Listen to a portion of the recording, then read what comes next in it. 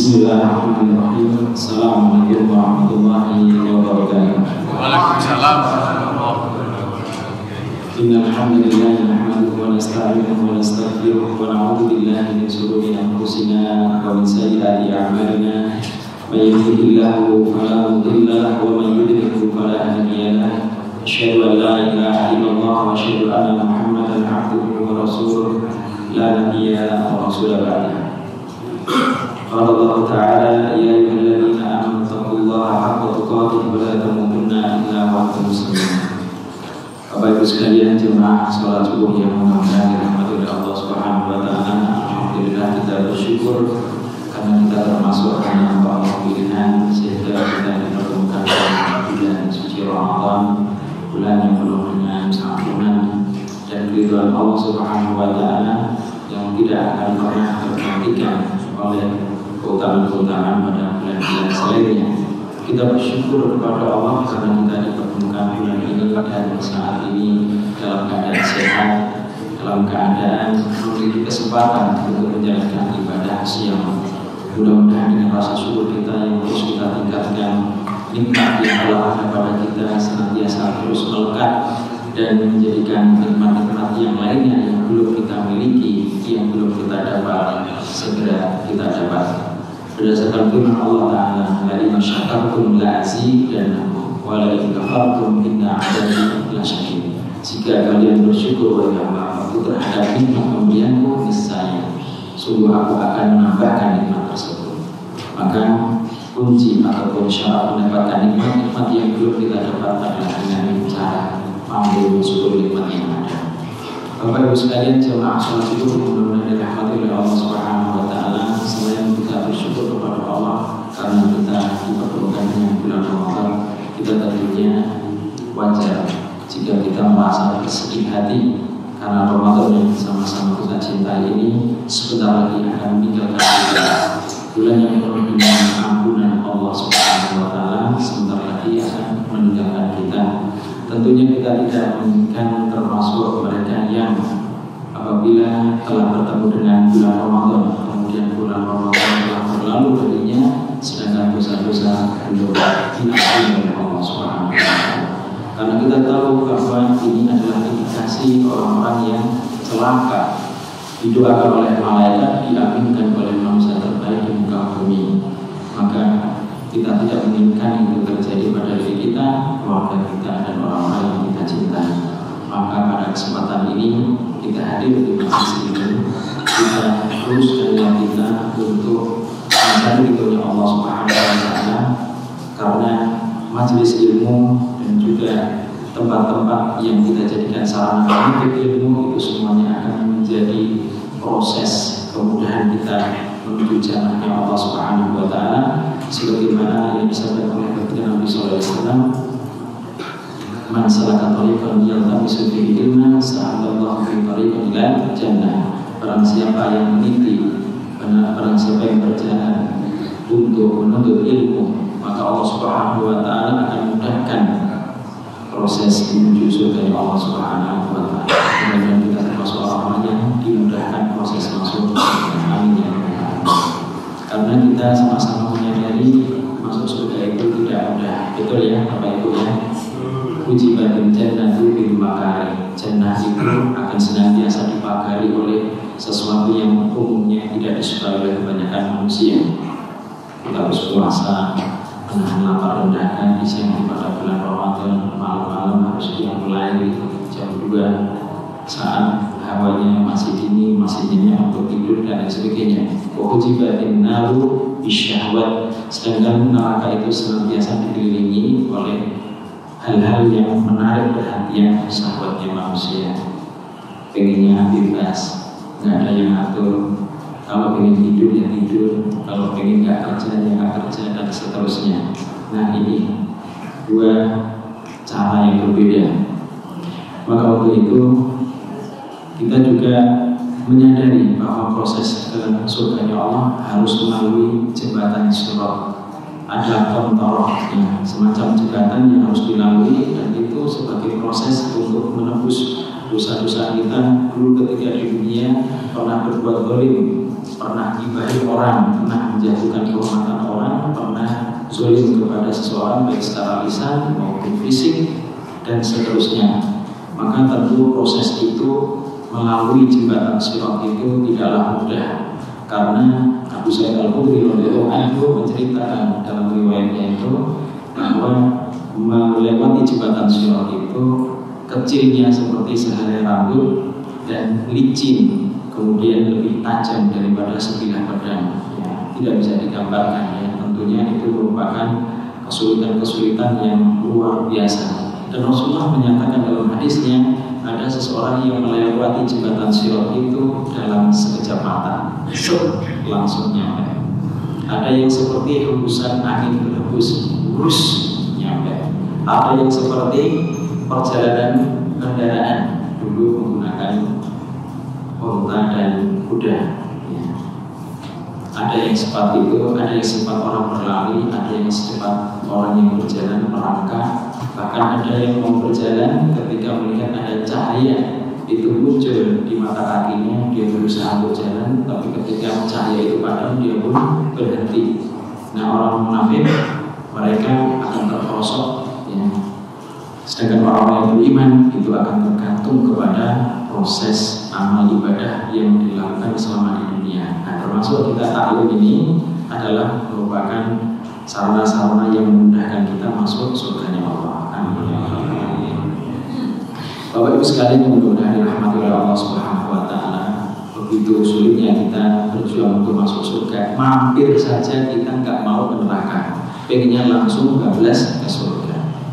Ya, maka tentunya itu sangat sulit. Ya, banyak masyarakat kita, kaum muslim di Indonesia, sholat sudah, bahkan menaikkan ibadah haji dia, serta rukun-rukun yang lainnya. Akan tetapi sangat disayangkan, semua amal ibadah itu menjadi ditolak oleh Allah Subhanahu wa taala ketika terjerumus dalam perbuatan kesyirikan.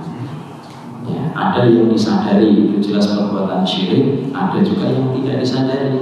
Ya, ada yang dalam transaksi atau dalam menjalankan bisnisnya mereka menggunakan jasa jin, ya, pakai penglaris. Ada yang pakai gombal dan lain sebagainya.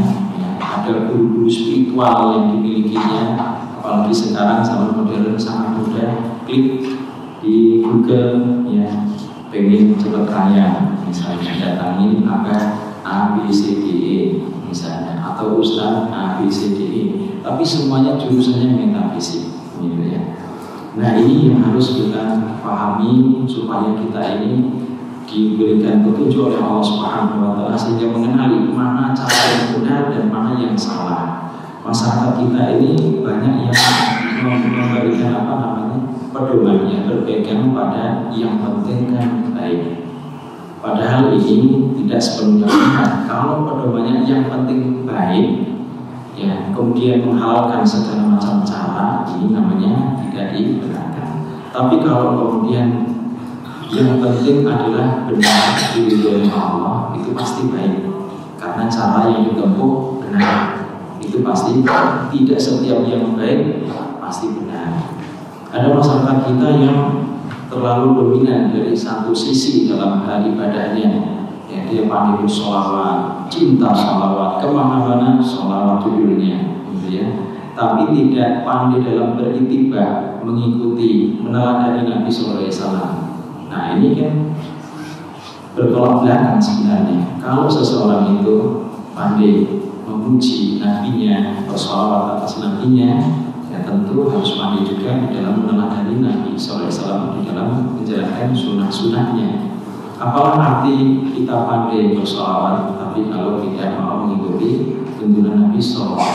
Nabi bersabda, "Man mata la yusyriku billahi syai'an dakhala al-jannah." Barang siapa yang mati tidak dalam keadaan mensekutukan Allah pasti masuk surga. Wa man mata yusyriku billahi syai'an dakhala an-nar. Dan barang siapa yang mati dalam keadaan mensekutukan Allah pasti dia masuk neraka. Nauzubillah min dzalik. Ya, bahkan ada salah satu kasus, ini anak pesantren ketika dia punya neneknya ini dan kakeknya profesinya dukun Bapak Ibu. Kemudian diawali dari kakeknya, ya, karena neneknya sudah meninggal. Kemudian kakeknya menyatakan kepada cucunya, saya mau tobat, gimana caranya? Kata cucunya yang anak pesantren ini, kakek nggak akan diampuni sama Allah. Dosa-dosanya sudah terlalu banyak karena yang dikerjakan adalah perbuatan syirik. Allah berfirman dalam surat An-Nisa ayat 48, Innallaha la yaghfiru an yushraka bihi wa yaghfiru ma duna dzalika liman yasha. Sesungguhnya Allah itu tidak akan mengampuni dosa syirik dan akan mengampuni dosa selain syirik bagi yang dikehendakinya. Artinya kan memang seperti itu ya Pak. Tapi kan penjelasannya tidak seperti itu. Masa iya ada orang yang mau bertobat kemudian dihalangi gara-gara letterlek memahami ayat tadi, Allah tidak akan mengampuni dosa syirik. Padahal penjelasan ataupun dalam tafsirnya itu kan dijelaskan, kalau seseorang sebelum meninggalnya dia bertobat dari perbuatan syirik, tetap akan diterima oleh Allah.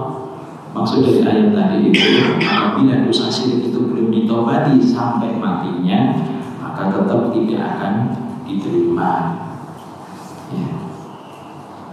Nah, akhirnya mendengar kisahnya itu saya marah, saya perintahkan kemudian untuk menelpon kakeknya, memberikan kabar gembira kalau mau tobat segera bertobat, yang sebelum ajal itu datang. Allah akan mengampuni dosa-dosa. Bapak Ibu sekalian yang mudah-mudahan dirahmati Allah Subhanahu wa taala. Kemudian kasus yang lainnya di tengah-tengah masyarakat kita ini, ya beberapa waktu yang lalu marak ya kaula mudanya itu beramai-ramai mencari tahu tentang masalah khodam. Ayo cek khodam masing-masing, apakah khodamnya aktif, apakah enggak. Kalau enggak aktif, diaktifkan untuk masa depan yang lebih cerah. Ya. Nah ini kan kalau tidak memiliki basic akidah yang kuat akan larut ya dalam ajakan teman-temannya itu. Ya. Ar-rajulu ala dini khalilihi, kata Rasulullah SAW, seseorang itu tergantung pada agama temannya. Kalau temannya baik, maka yang berteman itu juga akan menjadi baik. Tapi kalau temannya buruk, maka dia akan berubah menjadi orang yang buruk. Maka masalah muslimin rahimahullah, jadi qarin ini telah diterangkan oleh para ulama, di antaranya adalah Syekh Ali As-Sobuni dalam satu tafsirnya. Beliau menyebutkan bahwa qarin adalah dari bangsa jin yang Allah Subhanahu wa taala tetapkan pada setiap manusia. Jadi setiap kita pasti ada jin qarinnya, jin pendampingnya, dan mayoritas mereka akan membisikkan kejahatan kepada diri kita. Ya, ditambah lagi kita punya hawa nafsu yang selalu condong kepada hal-hal yang buruk. Ya, maka ketika hawa nafsu menguat, kemudian setannya juga aktif terus membisikkan, ya, iman kita juga tidak seberapa, akhirnya seseorang bisa larut. Ya. Maka kemudian ketika beliau menjelaskan ya bahwa qarin yang ada pada manusia itu ada dua. Yang pertama al-qarin al-asli ad-daim, qarin yang asli yang permanen. Ya, ini setiap kita pasti memilikinya. Ada yang qarin al-arid yang tidak permanen. Ya, ini sebagaimana dalam surat Az-Zukhruf ayat 36-38. Ya. Wa man a'rada an dzikri fa inna lahu ma'isatan dhanka wa nahsyuruhu yawmal qiyamati a'ma. Dan seterusnya. Ya. Kemudian ketika seseorang berpaling dari Al-Quran, ya, barang siapa yang berpaling dari Al-Quran, maka Allah Subhanahu wa taala akan menjadikan qarinnya teman dekatnya dari bangsa jin. Sebenarnya qarin itu ya ada dua, ya, qarin minal malaikah wa qarin minal jin. Ya, qarin dari malaikat dan qarin dari bangsa jin. Kalau malaikat jelas tugasnya pasti yang baik-baik, membisikkan, menasihatkan yang baik-baik. Tapi kalau yang qarin dari bangsa jin itu pasti yang buruk-buruk. Nabi SAW juga memiliki qarin. Ya, ketika hal itu ditanyakan oleh sahabat, apakah pada diri Anda juga terdapat qarin ya Rasulullah? Iya. Tetapi Allah Subhanahu wa taala telah menundukkan qarin dan tidak memerintahkan apapun melainkan kebaikan semata.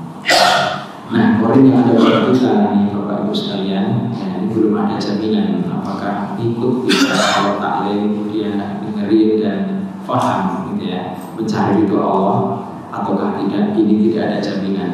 Maka waktu itu teruslah kita memohon kepada Allah Subhanahu wa taala petunjuk, mohon kepada Allah supaya kita diberikan keistiqomahan. Karena bisanya kita hadir di majelis ini menjalankan ibadah di bulan Ramadan itu semata-mata karena pertolongan Allah Subhanahu wa taala. Imam An-Nawawi dalam afarnya beliau mengatakan, "Allah bi'ati khairan ay yastamilahu fi khairin."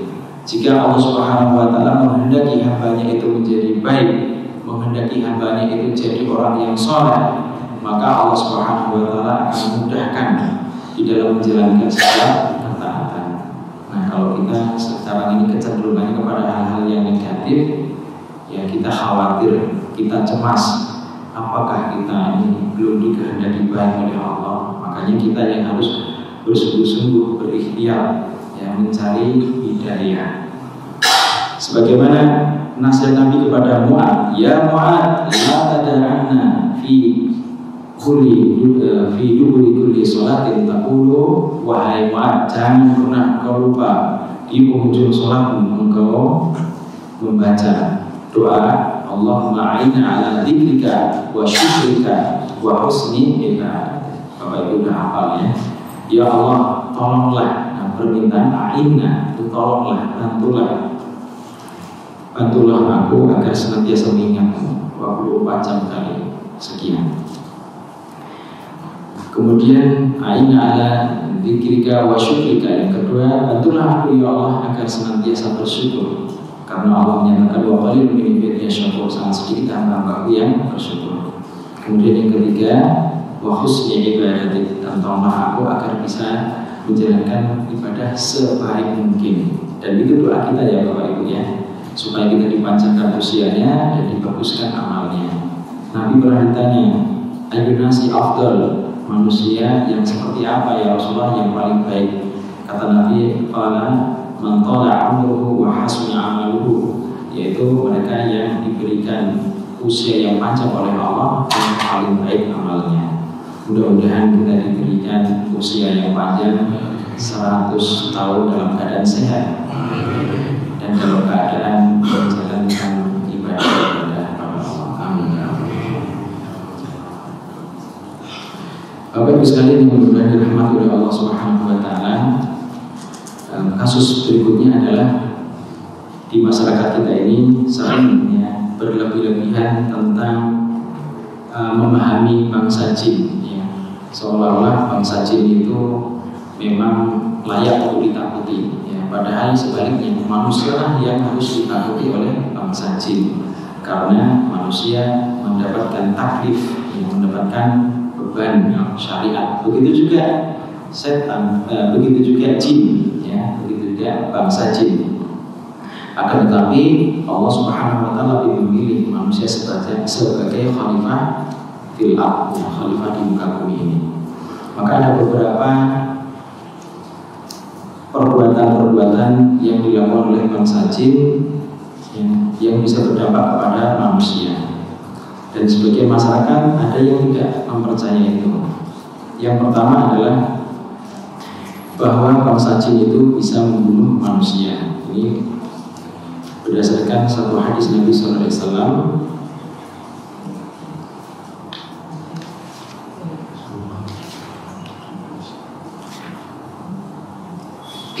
tentang seekor jin.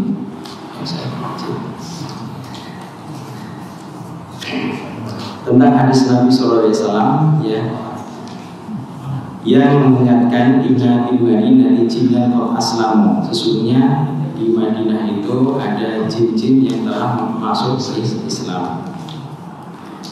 Saya bacakan hadisnya secara panjang. Faman ra'a syai'an min hadhihi al-awamir falyu'dhibhu thalathan fa in bada lahu ba'du falyaqtulhu fa innahu syaitan. Sesungguhnya di kota Madinah ada sekelompok jin yang telah masuk Islam. Barang siapa yang melihat sesuatu dari rumah tersebut, maka berilah peringatan kepadanya sebanyak 3 kali.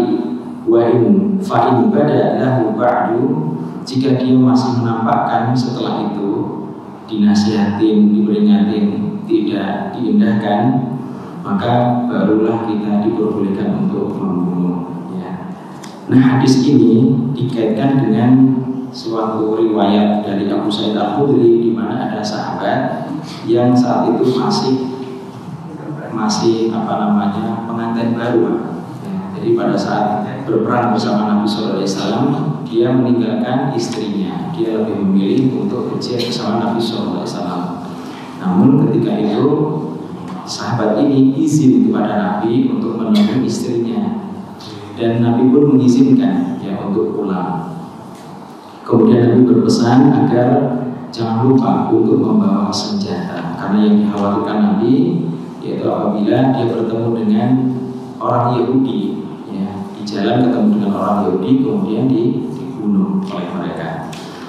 Maka kemudian pemuda ini, ya, sahabat yang muda ini pulang ke rumah membawa senjatanya, dan alangkah dia bingung, ya, kaget, kemudian juga disertai ada api cemburu, ya, di hatinya ketika melihat istrinya berada di depan rumah. Kemudian senjata yang dibawanya itu diarahkan ke istrinya, dan istrinya pun kemudian memberitahu, jangan suudzon dulu kepadaku, jangan berprasangka buruk dulu kepadaku. Lihatlah apa yang ada di dalam rumah kita, engkau akan tahu kenapa aku keluar dari rumah. Setelah dilihat ternyata ular, yang seekor ular yang sangat besar ukurannya, kemudian melingkar di ranjang, ya, tanpa ada mukadimah. Sahabat yang masih muda belia ini kemudian meminjamkan, ya, senjatanya ke ular itu.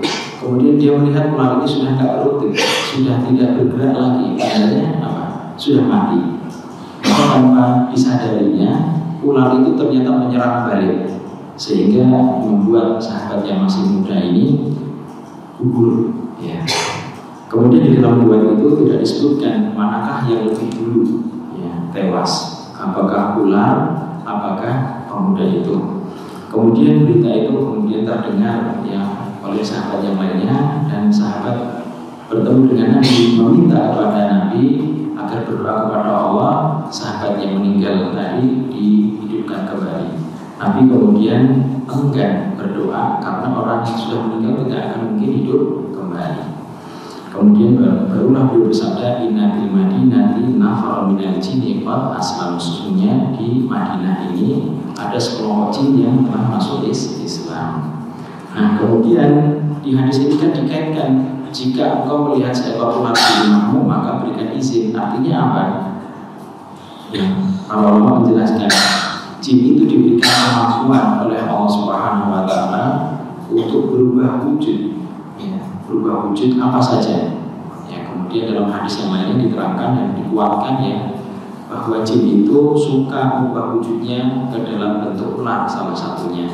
Di dalam Sahihul Jami' Shahih disebutkan, inna jinna salah satu asnafin, sesungguhnya jin itu ada 3 modelnya. Sinfun lahu ajnihah yatiru fil hawa. Yang pertama, dia kelompok yang punya sayap dan mampu terbang di angkasa.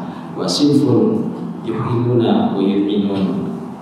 Yang kedua, wa sinfun hayatun wa bilahun, yaitu golongan yang kedua ini mereka yang suka merubah wujudnya ke dalam bentuk wujud binatang, ular, ya, hayatun itu ular, dan hilafun itu anjing. Ya, maka dalam riwayat yang lain disebutkan kalbul aswad syaitan, anjing hitam itu setan. Artinya ada anjuran untuk membunuh anjing hitam yang setan. Kira-kira Bapak Ibu bisa mengenali tidak?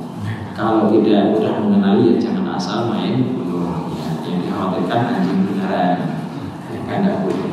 Bahkan kalau ada anjing yang kehausan, kita kemudian bantu beri minuman karena kasihan, itu kita bisa mendapatkan rahmatnya Allah Subhanahu wa Ta'ala. Kan begitu. Ya, jadi apa yang diperintahkan oleh Allah tidak akan ada kontradiksi atau bertentangan dengan sabda Nabi sallallahu alaihi wasallam. Ya. Jadi tidak boleh serampangan, Pak, kita membunuh anjing hitam di setan, dibunuh biar dapat pahala, gitu ya. Ini kalau kita bisa memastikan dia jelmaan setan, baru bisa. Nah, di antara tandanya adalah ketika mendengar lantunan ayat suci Al-Quran, kemudian mendengarkan adzan dia, kemudian menggonggong Dan itu bisa dipastikan setiap kali ada bacaan Al-Quran yang dia dengar ataupun adzan berkumandang, selalu dia menggonggong. Nah itu ada indikasi kuat bahwa dia adalah jin bangsa jin. Ya. Kemudian yang ketiga sinful yudhilun wa yudhilun, ya, kelompok yang menyerupai manusia, ya, karakternya, yaitu ada yang menempati suatu tempat dan ada yang berpindah-pindah. Kalau ada yang sudah punya rumah sendiri, ada AJB, kalau kita sudah ada AJB-nya bahkan sertifikat, jadi nggak bisa digusur lagi. Ya. Ada yang pindah-pindah kontrakan. Nah, beberapa waktu yang lalu itu ada seorang ikhwan itu yang kena gangguan jin, jadi dia merasa berat di badannya itu. Aneh nih, saya timbangannya kalau timbang berat badannya sekian begini, ya memang posturnya gede gitu ya. Tapi nggak seberat ini gitu. Saya tanya, kalau pas untuk ibadah, misalnya baca Al-Quran, pergi ke masjid, sholat berjamaah, timbul rasa malas yang amat sangat ya? Enggak, saya enggak ada rasa malas kalau ibadah. Cuman yang saya rasa ini badan berat. Aneh saja, berat dari badan saya. Kalau ditimbang ini biasa, gitu, wajar gitu. Ya, tapi yang nggak wajar itu saya merasa berat. Nah, akhirnya ya sudah diruqyah saja. Setelah diruqyah, kami dia ditemani oleh anak gadisnya dan istrinya. Itu jinnya pindah ke anak gadisnya kesurupan. Saya tanya karena dia merasa kesakitan ketika saya bacakan Al-Quran. Siapa kamu? Saya jin yang ada di situ. Dia nunjuk di perut kakinya. Ngomong yang jelas, siapa kamu? Saya jin yang ada di situ. Stop, jangan bacain terus, saya panas. Gitu, kata dia. Ya, saya tadinya nggak percaya karena kan omongan jinnya penuh dengan drama. Akhirnya saya tanya lagi, tanya dalam rangka bukan untuk mengiyakan apa yang dia katakan, tapi untuk menguji, ya, kebenaran apa yang dia katakan. Itu boleh kalau untuk menguji. Kenapa masuk di dalam badan bapaknya? Karena dia itu suka ngomel di pasar. Memang aktivitasnya sehari-hari sering di pasar. Terus apa kaitannya dengan kalian? Nah kan dia omongannya gak enak. Saya jin bisa mendengar omongan manusia. Kalau manusia pun merasa gak enak dengar omongan dia, bangsa jin juga merasa terganggu dengan omongan dia. Terus saya selidiki, saya tanya kepada orang dekat, yaitu istrinya. Benar gak Bu? Banyak nyelekitnya gak kalau mau? Ya kami ini sudah lama menikah, ya Ustaz, terus terang saja saya buka di sini. Itu kalau nadanya tinggi dikit aja itu kita benar berasa itu, padahal kita kan udah biasa gitu bertahun-tahun ya begitu. Cuma ya itu kita aja yang istrinya sendiri ngerasa tersakiti gitu. Ya, jadi kalau orang lain, apalagi jin merasa seperti itu wajar. Jadi jinnya itu sampai berapi-api ya di dalam menyampaikan kalimatnya itu. Ketika saya nggak percaya gitu, coba tanya yang lainnya. Ini kan gara-gara dia, supaya dia tahu diberikan pelajaran supaya nggak mengulangi lagi. Tapi yang bersangkutan nggak merasa, ya karena mungkin sudah menjadi kebiasaan kan. Akhirnya kita nasihatin sudah apa? Man katsura kalamu katsura khata'uhu. Siapa yang banyak bicaranya mesti banyak salahnya, gitu ya. Udahlah, sekarang muhasabah saja. Kalau kita tidak bisa berkata yang baik, lebih baik diam. Jangan sampai lisan kita itu kemudian merugikan orang lain. Nah, kemudian selesai itu, dia mau keluar dan mau mengucapkan syahadat. Saya untuk mengecek kebenaran itu, saya tanyakan langsung kepada yang bersangkutan yang mengalami kerasukan itu. Apakah yang dia katakan itu sungguh-sungguh atau permainan, itu biasanya bisa diketahui karena kan dia berada di badan seseorang. Nabi mengatakan inna syaitana yajri 'alal insani majra dam. Sumbernya setan itu masuk ke dalam tubuh manusia melalui peredaran darah. Ya, jadi kita karena sering menangani kasus-kasus seperti ini, jadi seolah-olah sedikit demi sedikit gitu ya diberitahu oleh Allah tentang psikologi jin. Gitu. Ya tentunya tidak jauh berbeda dengan psikologi manusia. Ya, ketika dia cara bicaranya itu seperti apa, ya. Kemudian kita cek, ya, ternyata sesuai, maka barulah kita menganggap ada benarnya. Bapak Ibu sekalian yang benar-benar dirahmati oleh Allah Subhanahu wa taala, kemudian juga kita lanjutkan saat itu, kita bacakan kembali, kemudian muncul ya, jin itu menyerupi anaknya yang tadi sudah sadar, sudah enakan, kemudian setelah diulang lagi bacaan itu, nah tiba-tiba anaknya kesurupan lagi, gitu ya. Tetapi anaknya merasakan karakter yang berbeda dari yang sebelumnya. Nah ketika itu saya tanya, siapa kalian? Saya jin yang ada di badan bapak itu. Kenapa kalian masuk? Saya nggak terima karena rumah saya dirusak sama bapak itu. Bagaimana bisa? Ini kan kayak nggak masuk akal sebenarnya saya itu. Awalnya saya itu menolak gitu ya. Pernyataan itu ini drama Korea gitu. Tapi akhirnya karena dia tadi mengungkapkannya itu berbeda caranya. Ya seperti kalau misalnya ada seseorang yang dituduh mencuri padahal dia nggak mencuri gitu. Mesti dia kan dia akan memunculkan respon penolakan kan, bahkan dia marah, saya nggak bersalah, dinyatakan bersalah, dia pasti melawan, memberontak. Nah kurang lebihnya seperti itu yang saya baca psikologinya ya. Jadi dia menuntut balas karena rumahnya itu merasa dirusak dan rumahnya itu hancur sehingga mengenai bayinya, ya. Jadi anaknya yang masih bayi itu terluka dan lukanya itu sampai menimbulkan anak. Wallahu a'lam bishawab. Jadi ya, Bapak Ibu saya yakin kalau dikasih Allah Ustaznya membuat. Ya. Tapi silakan Bapak mau percaya atau tidak percaya, kita orang lapangan, ya. Kita melihat kenyataan dan sesuai apa yang disampaikan oleh Nabi Sallallahu Alaihi Wasallam. Jadi kalau kita mau melakukan apapun, jangan lupa membaca Bismillah. Dalam hadisnya diterangkan, ucapan qaul Bismillah, ucapan Bismillah saja itu memberikan satir, ya, dari pandangan setan, sehingga setan itu merasa terwarning. Jadi manusia itu sudah memberikan SOP. Jadi kalau itu kemudian merugikan bangsa mereka tidak bisa menuntut. Gitu. Baik dengan cara mereka merasukin gitu ya, atau gangguan-gangguan yang lain yang bisa ditimbulkan karena manusia sudah mengatakan Bismillah gitu ya. Kemudian dalam hadis yang lain diterangkan juga ulu amalin tibalin lam yubda bil basmalah fahuwa ya. Barang siapa yang melakukan segala sesuatunya tanpa didahului dengan Bismillah, maka akan terputus dari keberkahan.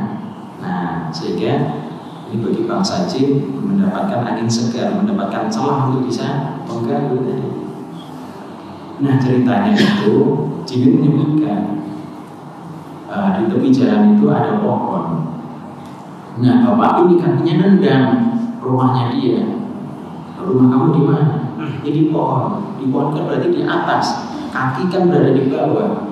Iya, saya sama jin-jin yang sudah lama tinggal di pohon itu disuruh saya tinggal di bagian bawah rumahnya. Gitu. Jadi bapak itu nendang rumah saya jelaskan, gitu. Paham tidak manusia sambil saya nada tinggi saat itu, ya. Meskipun dalam keadaan puasa, tapi kan marah yang benar. Ya. Ini terjadi pada saat puasa, Pak ya. Kan setan dibelenggu, nyatanya kesurupan itu. Ya. Jadi menurut penjelasan dalam kitab Riyadhus Shalihin bahwa yang dimaksud dibelenggu ini adalah min kibarihim, para seniornya Pak. Jadi ini jelas yang masih mengganggu ini yang senior. Jadi saya jelaskan manusia itu tidak bisa melihat kalian yang bisa melihat kami. Ya, jadi jangan disamakan dengan orang-orang yang menyengaja nyakitin kalian. Saya jelaskan itu, tapi tetap dia tidak mau memaafkan begitu saja. Pokoknya jelas ini menimbulkan kerugian dan korban. Saya bilang, mana anakmu gitu ya. Kemudian saya berdoa. Ya, saya juga nggak ngerti posisinya di mana. Intinya saya doakan supaya disembuhkan oleh Allah. Setelah saya membaca Allah Rabbana bil ba'as, yang sebelumnya saya juga pernah mendoakan mereka ketika mereka ada yang sakit gitu ya. Pada saat proses ruqyah itu kan saya pencet mereka ada yang kesakitan terus mau masuk Islam, itu saya doakan doa supaya diberikan kesembuhan. Nah yang semacam ini juga sama ya. Itu akhirnya sudah Ustaz, alhamdulillah luka yang ada pada anak saya sudah membaik. Saya sudah bisa memaafkan. Ya udah akhirnya saya beri kesempatan belajar di masjid. Kalau saya tinggal di rumah yang dulu lagi, itu akhirnya dia berkenan keluar dan itu disertai muntah. Ya, jadi kita cek untuk memastikan apakah dia benar-benar apa enggak, dan kita milih keluarnya lewat mulut. Sebab kalau lewat tangan sulit terdeteksinya, atau lewat kaki sulit terdeteksinya meskipun kita tahu kebiasaannya. Kalau lewat tangan dan kaki cara ngeceknya nanti dia akan merasakan kesemutan menjalar lewat jari-jari tangan dan paling ujung ini akan merasakan baal yang amat sangat. Nah itu tandanya dia sudah keluar. Nah setelah itu hilang, baalnya hilang. Itu dan bisa dicek bagaimana setelah mengalami baal yang hilang itu badannya ringan, apa yang dikeluhkan tidak lagi ada. Gitu. Tapi saya nggak mau keluarnya lewat itu. Saya selalu perintahkan keluar lewat mulut meskipun dalam keadaan puasa. Tapi kan bukan orangnya yang kita suruh muntah, jinnya suruh keluar dan efeknya muntah. Ketika sudah muntah, baru kita bisa melihat perbedaannya, ya soal wajahnya, kemudian pengakuan dari orangnya itu sudah enteng, tidak pusing, tidak berat pundaknya dan sebagainya. Nah ini tentunya bisa menjadi pelajaran buat kita ya, bahwa sebenarnya bangsa jin itu ya mampu melukai, mampu mengganggu, bahkan membunuh manusia. Itu semuanya pasti atas izin Allah Subhanahu wa Ta'ala. Ya, jadi kita jangan takut dengan adanya gangguan-gangguan mereka, tetapi kita harus senantiasa memohon perlindungan kepada Allah dengan zikir pagi petang. Karena Ibnu Al-Jauzi mengatakan orang yang senantiasa berzikir kepada Allah pagi dan petang serta doa-doa harian itu seolah-olah dia menggunakan batu besi, sehingga setiap serangan yang tertuju kepadanya itu akan terhalang ya dengan baju itu. Bahkan serangan itu bisa kembali kepada orang yang menyerang. Ada satu kisah, saya berada di satu grup ya para ruqyah. Di situ ada Syekh Abdul Barok, orang Yordan, muridnya Syekh Saleh bin Najib, seorang mufti Saudi Arabia, ulama senior di Saudi Arabia. Nah di situ kami mendapatkan ada pengakuan dari mantan dukun di Arab sana ya. Dia mantan dukun yang cukup senior. Setiap kali dia nyadar pasti cesplong, tokcer gitu ya, sasat langsung kena. Nah suatu ketika dukunnya ini ya, dia bingung ketika mendapatkan order harus nyadar si A gitu ya. Itu dia kirim jin gitu.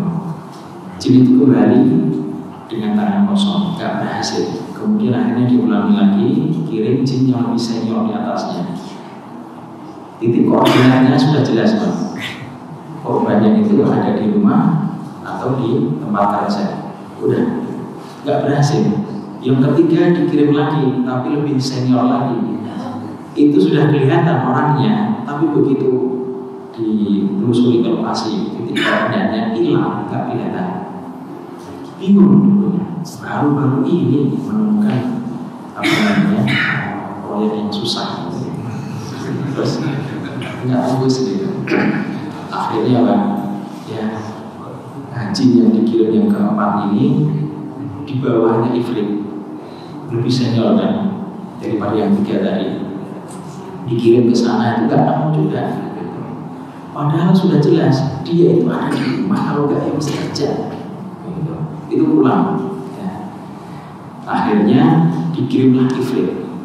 Ifrit ini bangsa jin yang di atas rata-rata kemampuannya. kalau dengar kata-kata ifrit itu kan dulu yang suka disuruh-suruh oleh Nabi Sulaiman ya pernah memberikan tawaran kepada Nabi Sulaiman untuk memindahkan istana Ratu Bilqis yang ada di Yaman pindah ke Palestina. Itu kan melewati beberapa negara itu kan ya Pak ya.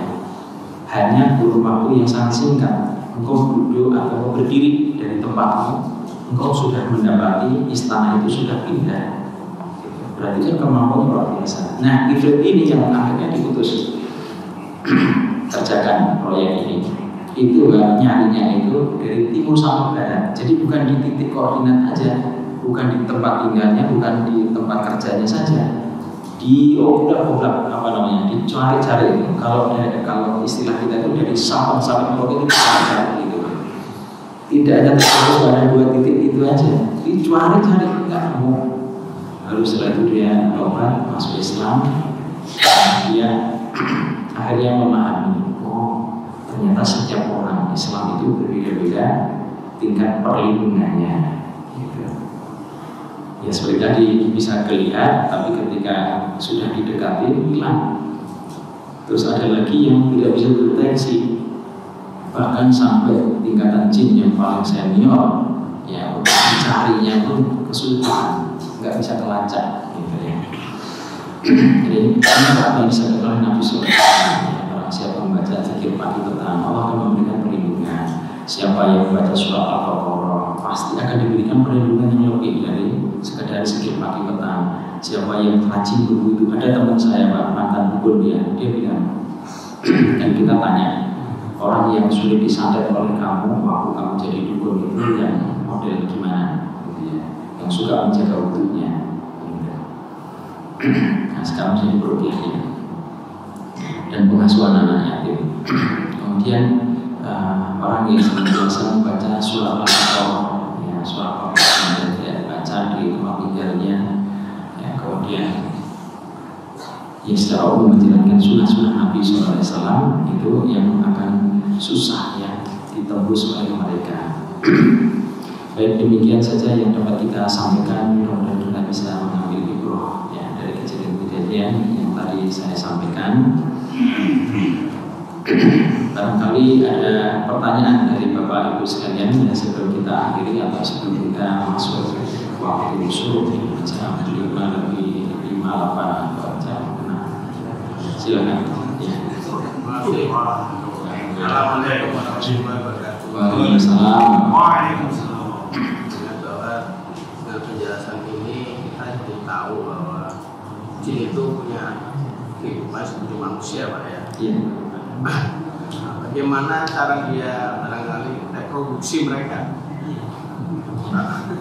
Yang kedua, apa ciri-ciri tanda-tanda seseorang itu dimasuki oleh jin? Atau penyakit itu kan penyakit itu masuk banyak.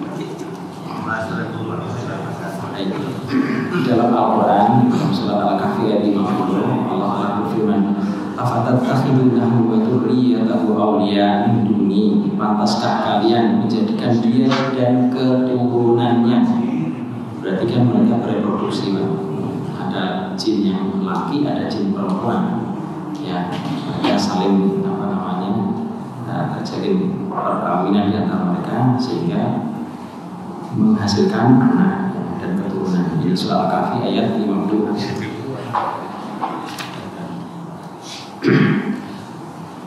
Kemudian juga dalam hadis Nabi SAW, ketika kita masuk khala atau WC toilet, kan kita disuruh membaca Allahumma inni a'udzubika minal khubuthi wal khaba'is. Aku berlindung kepada Allah dari setan laki dan setan perempuan.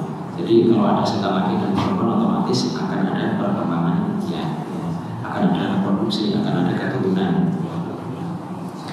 Kemudian bagaimana cara mengetahui ya gangguan-gangguan jin ya pada diri kita? Ini para ulama sudah menjabarkan, sudah menjelaskan kurang lebih ada 40-an ya, tanda-tanda itu. Yang paling mudah untuk mendeteksinya adalah satu, misalnya bisa melihat penampakan. Seseorang yang bisa melihat penampakan atau indigo, nah ini lebih berat lagi. Indigo itu bisa melihat tidak di suatu tempat saja, tapi ketika berpindah-pindah tempat dia pun mampu melihat. Ini biasanya indigo. Itu 99% ada jinnya.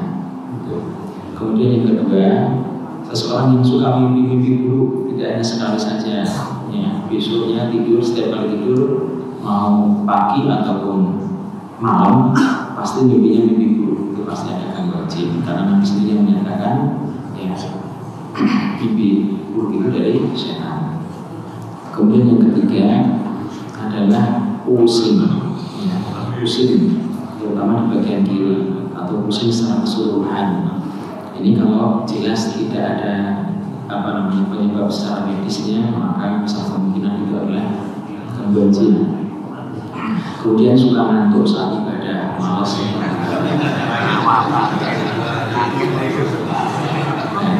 masuk oleh mati. Ada yang setiap 3 kali atau membaca 3 ayat itu mesti wow. Ini pernah saya nangani kasus ini. Ustaz, ini saya setiap 3 ayat yang saya baca mesti wow. Akhirnya saya pantau. Coba silakan baca, saya mencek. Mungkin perasaanmu saja. Benar Pak. Setelah ayat yang kedua itu siap-siap mau ketiga, itu pasti muak. Saya baca lagi ayat yang keempat, kelima, yang keenamnya muak lagi. Ya, 7, 8, ke-9-nya muak lagi.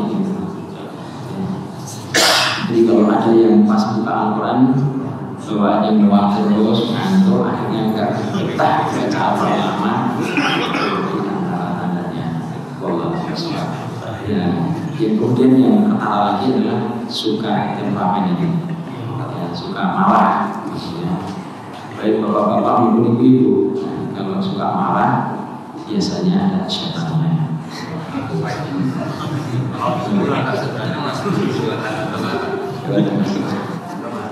Ya, setannya masuk di tanggal utama. Ya, ada dia. Ya, saya pernah dengar cerita kalau ada orang yang katanya dihamili jin, ya. Apa bisa terjadi seperti itu? Satu, yang kedua, kalau kita nonton hiburan, misalnya sulap ya seperti David Copperfield atau Deddy Corbuzier, apakah itu juga menggunakan jasa jin? Ya. Terima kasih.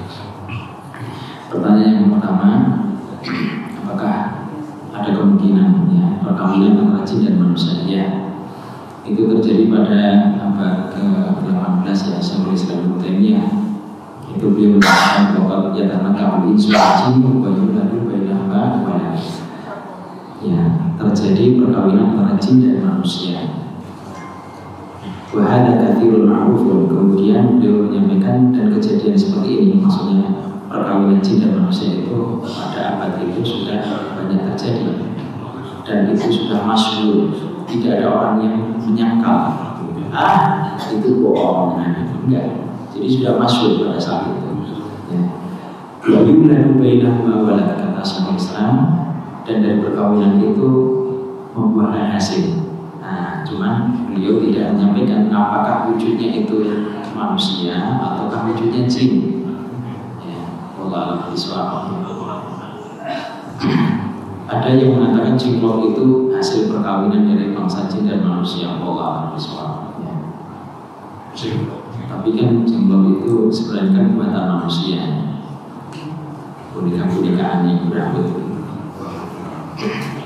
Ya, karena memang tidak ada keterangan dari para ulama setelah itu, Pak. Ya. Nah, kemudian yang kedua tentang sulap ya. Dulu yang terkenal David Copperfield. Saya punya buku dialog dengan jin muslim waktu itu, Pak.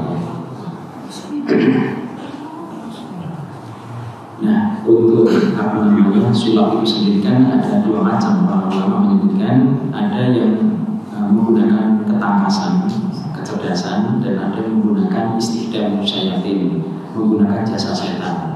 Ya, seperti David Copperfield itu memang ada perjanjiannya, ada akadnya. Itu ada seorang wartawan dari Saudi yang mengungkap sehingga dia bisa berdialog dengan jin muslim, akunya jin muslim, sehingga pada saat itu muncul sebuah karya tulisnya dari wartawan ini, kemudian menunjukkan perjanjian-perjanjian jin dengan David Copperfield itu ditunjukkan di situ bukti-buktinya, ya, sehingga dia bisa terbang itu diangkat oleh banyak jin, ya, sehingga dia bisa terbang melayang dan lain sebagainya. Allah Bismillah. Dan itu memang mampu dilakukan oleh bangsa jin yang bekerja sama dengan manusia, ya, seperti dukun-dukun itu, dia menyantet, ya, si A, si B yang melukai, bahkan tidak sedikit yang kasusnya untuk membunuh, ya. Makanya kalau kita mendengar pernyataan dari seseorang, oh kamu itu ketempokan jin, ada yang jin yang ngikut kamu dan sebagainya, ini biasanya orang-orang itu, atau orang-orang yang sebenarnya setengah dukun atau dia dukun, ya, kita nggak boleh percaya itu. Karena memang ada sebagian masyarakat itu sudah ngerti hukumnya, tapi karena ada penasarannya itu akhirnya dia terjerumus. Jadi kalau kita sudah tahu ini orang merasa tahu hal-hal yang gaib, kita hindari daripada kita nanti memakan omongannya. Allah. Ya, silakan. Pak, dalam mobil atau mobil jenis sama gitu. Ya. Baik, kita tidak bisa memastikan itu, ya, karena mereka sendiri nggak bisa kita lihat. Kecuali kalau ada pernyataan dari mereka, itu biasanya kita mengenali mereka terbunuh oleh kita atau tersakiti oleh kita, itu karena ada perwakilannya, ya, ada perwakilan dari bangsa mereka yang menyatakan itu. Contohnya misalnya banyak kasus yang kita tangani, misalnya ada tetangga saya itu mancing, dia cerita bersama temannya, dia mancing, terus temannya itu nemu biawak ukurannya gede, nggak semestinya biawak gitu. Kemudian didekati, dia pun nggak kabur, akhirnya dipegang, disantai. Setelah disantai, malam harinya dia didatangi sosok yang tinggi besar. Kemudian dia bilang, ya, sosok yang gede tinggi besar itu, dia bilang, ini balas dendam saya karena kamu telah membunuh kawan saya. Jadi kalau jin itu kemudian berubah wujud, gitu ya, kemudian terpilih, ya, dia bisa mati ketika itu, Pak. Cuman kan kita nggak bisa memastikan apakah jin hanya jin atau enggak.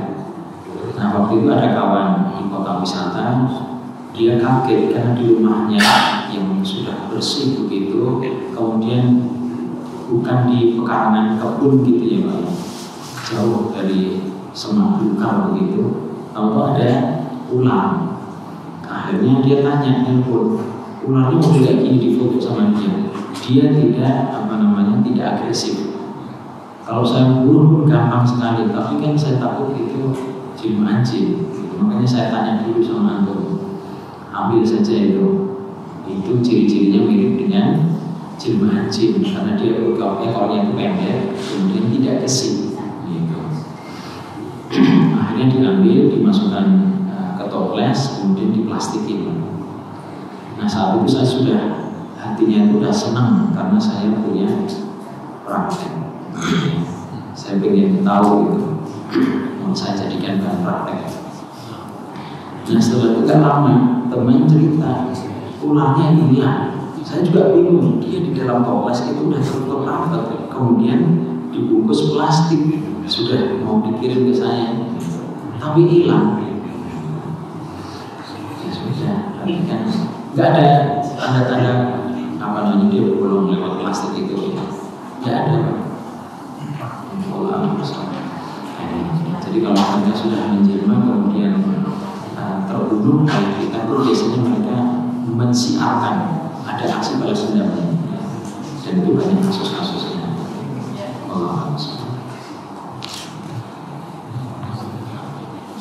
Cukup ya Bapak Ibu sekalian, mudah-mudahan yang sedikit ini bermanfaat buat kita, sehingga kita senantiasa memohon kepada Allah dengan berdoa sedikit pagi, sedikit petang kita jaga, dan setiap waktu kita membaca Bismillah, maka kita akan dihindarkan dari kejahatan yang lebih baik mengantisipasi daripada mengganggu. Karena kalau sudah kadung, ya, mereka mengganggu kita itu sangat susah. Beberapa waktu yang lalu sebelum Ramadan, teman saya seorang ruqyah itu meninggal. Ya, jadi jin itu balas dendam. Ceritanya teman saya ini merupakan seorang dokter, dia sakit perut. Terus dokter itu alhamdulillah sembuh setelah diruqyah itu, tapi penyakitnya pindah ke teman. Gitu. Jadi teman sampai kurus kering. Akhirnya udahlah, ini saya ruqyah saja. Gitu. Menemui saya, minta diruqyah. Ketika saya ruqyah, disertai oleh keluarganya, tapi anaknya nggak apa saat itu. Anak pertamanya perempuan menyertai. Sama ketika saya baca Al-Quran itu, yang kesurupan anaknya yang perempuan. Saya tanya, siapa kamu? Saya yang ada di perut ayah, gitu ya. Nah setelah itu kita ruqyah, terus sampai selesai muntah dia, udah kita anggap selesai sesi yang pertama. Beberapa pekan kemudian datang kembali, tapi bawa anak yang lainnya, anak perempuan juga sama kesurupan.